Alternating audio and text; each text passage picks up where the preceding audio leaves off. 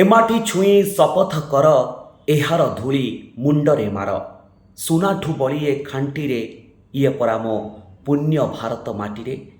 ସୁଜଳା ସୁଫଳା ଶସ୍ୟ ଶ୍ୟାମଳା କାମିନୀ କୁନ୍ତଳା କୀର୍ତ୍ତି କିରଟିନୀ ବୀର ପ୍ରସବିନୀ ମୋର ପୁଣ୍ୟଭୂମି ଦେବଭୂମି ଆର୍ଯ୍ୟଭୂମି ଭାରତବର୍ଷ ଆଜି ଗର୍ବର ସହିତ ପାଳନ କରୁଛି ସ୍ୱାଧୀନତାର 79ତମ ବର୍ଷ। ଆଜି ତ୍ରିରଙ୍ଗା ପତାକା ତଳେ ସ୍ୱାଧୀନଚେତା ବ୍ୟକ୍ତିଙ୍କର ଦେଶପ୍ରେମୀଙ୍କର ଭିଡ଼ ଜମିଛି ଏବଂ ସମସ୍ତେ ଛାତି ଫୁଲେଇକି କହୁଛନ୍ତି ଆମେ ସ୍ୱାଧୀନ ରାଷ୍ଟ୍ରର ନାଗରିକ।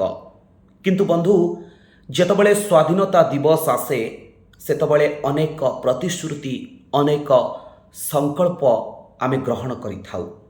ବାସ୍ତବିକ ଭାବରେ ଦେଖିଲେ ସତରେ କ'ଣ ଆମେ ସ୍ୱାଧୀନ ଆମ ଚେତନାରୁ ନା ସ୍ୱାଧୀନ ଆମ କର୍ମରୁ?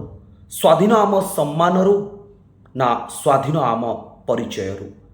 ଯେଉଁଠି ଦିନ ଦ୍ୱିପହରେ ନାରୀ ଉପରେ ଅତ୍ୟାଚାର କରାଯାଉଛି, ନାରୀଟିଏ ନ୍ୟାୟ ମାଗି ନିରାଶ ହେଉଛି ଏବଂ ପେଟ୍ରୋଲ ଢାଳି ଅଦିନରେ ନିଜର ଜୀବନକୁ ହାରି ଦେଉଛି, ଯେଉଁଠି ନ୍ୟାୟାଳୟକୁ ଦୌଡ଼ି ଦୌଡ଼ି ଲୋକଙ୍କର ଦିନ କଟିଯାଉଛି କିନ୍ତୁ ସଠିକ୍ ନ୍ୟାୟ ମିଳିପାରୁନାହିଁ, ଯେଉଁଠି ଦିନ ଦ୍ୱିପହରେ ଲୋକଙ୍କର ଆଖିରେ ଆଙ୍ଗୁଠି ଗୁଞ୍ଜି ରାହାଜାନୀ ଚୋରି ଡକାୟତି ଏଇଭଳି କାର୍ଯ୍ୟ କରାଯାଉଛି, ଯେଉଁଠି ବେକାରୀର ସମସ୍ୟା ବଢ଼ୁଛି ଏବଂ ରାଷ୍ଟ୍ରକୁ ଗଢ଼ିବାର କ୍ଷମତା ରଖିଥିବା ଶିକ୍ଷକ ରାଜରାସ୍ତାରେ ବସିକି ଆନ୍ଦୋଳନ କରୁଛି, ସେଇଠି ସ୍ୱାଧୀନତାକୁ ଖୋଜିବା ଅତ୍ୟନ୍ତ କଷ୍ଟ ମନେ ହୁଏ।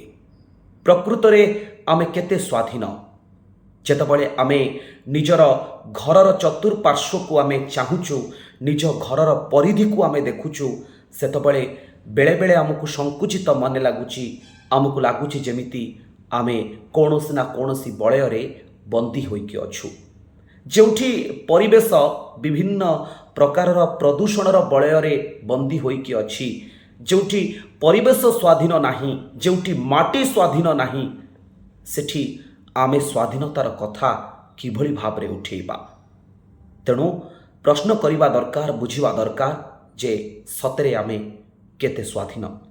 ଚିନ୍ତା କରନ୍ତୁ ଏବଂ ଆଜି ଭଳି ଦିନରେ ମା'କୁ ସମ୍ମାନ ଜଣାନ୍ତୁ ଏବଂ ନାରୀକୁ ସମ୍ମାନ ଦିଅନ୍ତୁ, ଜାତୀୟ ପତାକାକୁ ସମ୍ମାନ ଦିଅନ୍ତୁ ଏବଂ ଯେଉଁମାନେ ଦେଶ ପାଇଁକି ନିଜର ରକ୍ତ ନିଜର ପ୍ରାଣକୁ ସମର୍ପଣ କରିଛନ୍ତି ସେମାନଙ୍କୁ ସମ୍ମାନ ଦିଅନ୍ତୁ।